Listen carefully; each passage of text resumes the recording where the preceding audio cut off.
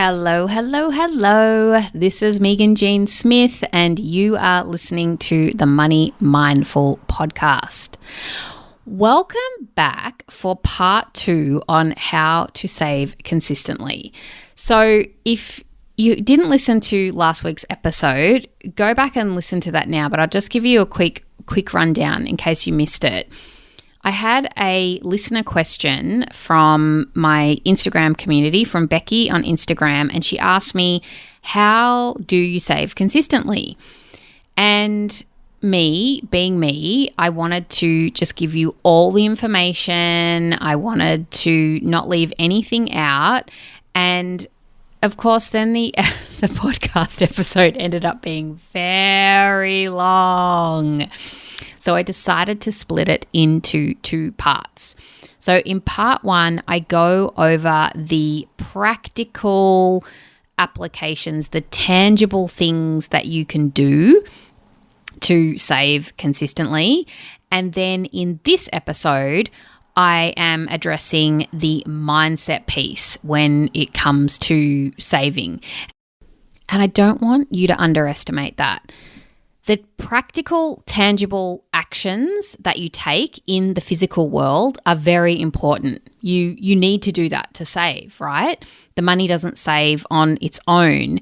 However, where people can fall down is not backing it up with the mindset piece because that's where the consistency comes in, because you actually have the mindset that is in alignment with having money. It's in alignment with being able to save money, have the capacity to hold it, and create more. So this mindset piece that I'm going to cover in this episode is super, super important and really goes hand in hand with part 1 that I did last week. Now, before I dive in, I want to let you know that next week is the last live session for Uncapped.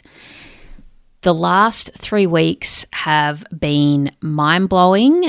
The women who have been joining the sessions have been getting so much out of it, and I don't want you to miss out. So if you haven't registered already, this week is your last chance to do that. This is not going to hang around forever. This live coaching next week is the last week. And if you are in a different time zone or you are working, don't let that limit you. You can register anyway. I have been taking questions from people and addressing those on the call if they're not already addressed by what people raise live on the call. And I've been receiving emails from people who are only attending the replays, and they've been telling me that they have just been getting so much out of it. So this is your last chance. Go and register for Uncapped now if you're not already registered, and uncap your potential on creating your money and life goals. Okay, I'm going to throw you into the second half of the episode now, and because it's edited right smack bang in the middle, it might sound a little clunky as you jump in, but here goes. So the first one is, and I'm not going to go into these in huge detail because I just want to put them on your radar, okay, for things to look at when it comes to mindset. The first is, you might not have a savings problem, you might have a spending problem, right? Where for whatever reason, based on your beliefs about money, you can't hold on to it, right? Like you need to spend it. It might be because you always saw that your parents spent money. It might be because you use spending money as a way to feel better, to comfort yourself, right? Like I'm sure you're familiar with emotional eating. People can also do emotional spending, right? You're spending money just to make yourself feel better. You know, like it feels nice going out and buying yourself some new clothes or some new makeup. And there's nothing wrong with that, by the way, please. Don't make yourself wrong for spending money on yourself, but just get real, like get honest with yourself. What is your intention? Okay. Like, are you spending money for a short-term reward, like a short-term dopamine fix, that's going to hit you in the instant. You know, my gosh, I see my kids do this all the time. I do it too. You know, I go buy some new clothes and I'm like, oh yeah, these are so great. I feel so great. Look at me. And then, you know, after a few weeks, it's not new anymore. And it's like, oh, whatevs, you know, but just being honest with yourself about that is really powerful, because then in the moment you can just think to yourself, would I rather have the long-term sustained good feelings from having money in the bank and being able to invest money, or being able to buy a new car, or being able to buy a house, or just having short-term savings that if something happened, if I needed $5,000 worth of dental work suddenly, I've just got the money on hand and I can do that. Like, how's that going to make you feel, right? It's putting the money away in the short term, unless you're doing some sort of reward system where you're watching yourself, like in ticking a box or whatever. It's not going to feel as good as spending the money in the short term. Think of this like eating sweets. In the short term, we get this dopamine hit like, woohoo, yes, this tastes amazing, give me more. Short term, great effect. Long term, you know, our body's unhealthy, we're overweight, and we feel like shit, right? Whereas in the short term, saying no to the sweets is uncomfortable. We don't want to do that.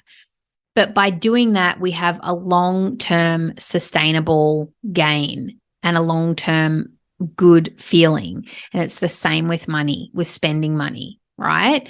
It's fine to spend money. I'm not saying you're not allowed to spend money or don't spend money, but be intentional about it in terms of short-term and long-term dopamine hits, right?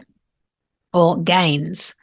Okay, the next is you want to be working on developing the muscle to have the capacity to have money.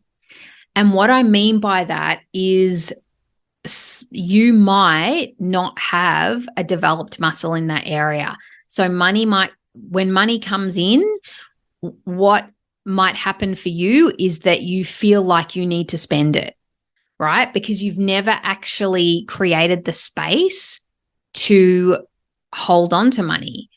And honestly, like if you're my one-to-one client, we might dive into this a bit deeper to work out why, because sometimes when we know why, it just gives us some peace and compassion, like the opportunity to hold compassion for ourselves. Because maybe, you know, when you would get your $5 pocket money as a kid, if you didn't spend it at the shop straight away and get all the sweets that you wanted, your older brother would come in and take that extra buck off you that was left, right?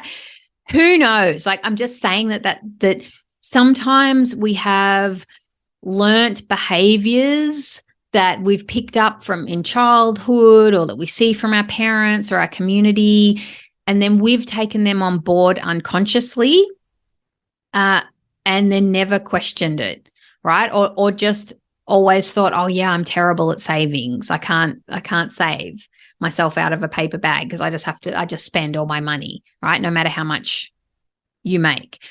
So if that's you, think of saving money or having the capacity to have money. So that means that you can have money without spending it, right? Or that you can have money in assets. It's like you have the capacity to have it in your life. So one quick method, like a practical action that you can do to assist you with that, is have money in your wallet. Like put $20 in your wallet, put $50, put $100, put $1,000 in your wallet. Can you just have that money in your wallet without spending it? And think of it as like you're going to the gym and you're doing reps. At first, when you start going, if you're like me, you're probably doing, 2 kilo reps or something like that. But over time, you build the muscle and maybe you can get up to doing 8 kilo reps or 12 kilos or whatever. Obviously, I'm not that strong in my arm strength. I've just revealed all. So it's developing a muscle, okay? So you might need practice over time to get comfortable with having money, because, and this, I see this often, if you have never had a lot of money in your life, you may feel the need to spend it. And there's some other reasons for that, and I'll tell you about that. And it doesn't mean the opposite can be true. You can not be able to spend money. You might have to hold on to all your money because you grew up with not much money, and then now you're too afraid to spend it, right? So this is totally unique to you, your unique situation, your unique beliefs and mindset, and the way that you've grown up. But what you want to do if you want to be able to save consistently is you need to develop the muscle to have the capacity to have money, to have it in your life, to have it in your wallet, to have it in your bank account, to have it in investments without spending it. Okay.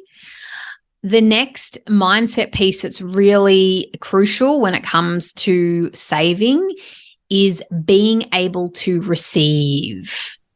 Okay. And this is linked to what I'm going to bring up in a minute, sufficiency and scarcity mindset. So a lot of us suffer from scarcity mindset. We are in this constant need to have more. It's like buy more, have more, get a better car, upgrade, bigger house, more clothes, more makeup, more whatever you need, right? There's a lot of scarcity in our environment. You see it a lot in advertising, and this idea that there's not enough to go around. So one of the pieces with that is that it's very difficult to receive when we think there's not enough for everybody, because then you can start getting into well, who am I to have this? Or do I deserve this? So to be able to save money in a clean way. When I say clean, I just mean in a way without hang-ups. Like, because lots of people are really good at saving money, but they're actually doing it out of trauma, like they're doing it because they're scared to not have money. I certainly used to do that. This is a wider conversation, this podcast, but the act of receiving, being able to have something in your life and receive it and say yes, is very powerful when it comes to your ability to have money and have more money, okay? Because you want to be able to receive it and say yes to it. So the next point is mindset point, and I just started to introduce you to it, is being in sufficiency, right? Because when we are in scarcity mindset, we need to spend more money because we feel like we don't have enough, right? It might sound counterintuitive sometimes, but when you feel like you don't have enough, you desire more, right? When you actually feel sufficient and you feel like you have enough, then you don't need to go out and get more, right? But if you are in scarcity mindset, which, that honestly, it's not a natural state of being, that if you look around you, so many of us are in scarcity mindset that we need more. We need to buy more because we might miss out. Maybe we'll never get that pair of shoes again. We've got to get it, right?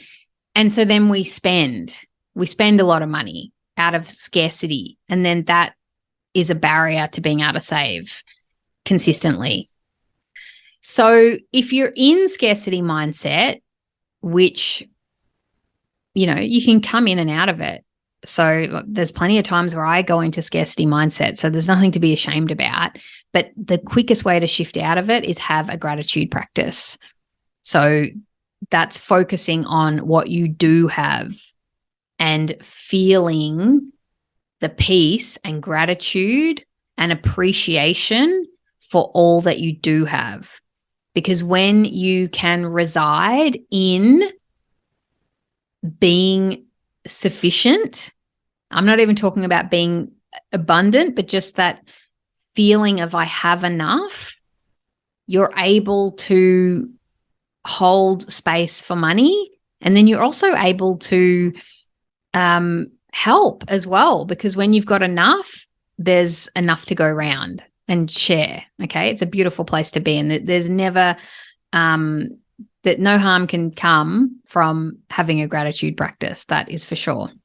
Now, the other mindset point that I would make is increase your awareness around what your beliefs are about money, and increase your awareness on what your relationship with money is, and do some work to improve your relationship with money. That is, without a doubt, that will shift mountains for you in your ability to save consistently. Because again, it's really common. So many people are disassociated with their money, right? We avoid our money, or we have some weird and wacky beliefs around money, lots of negativity around money, feelings of shame, greed, overwhelm, distrust. When you have a negative relationship with money, or you avoid money, or you don't have a clear understanding of money, then it just makes every level of dealing with money harder. You're putting an extra layer of work to get through in money management and dealing with your money when you don't have a positive relationship with it.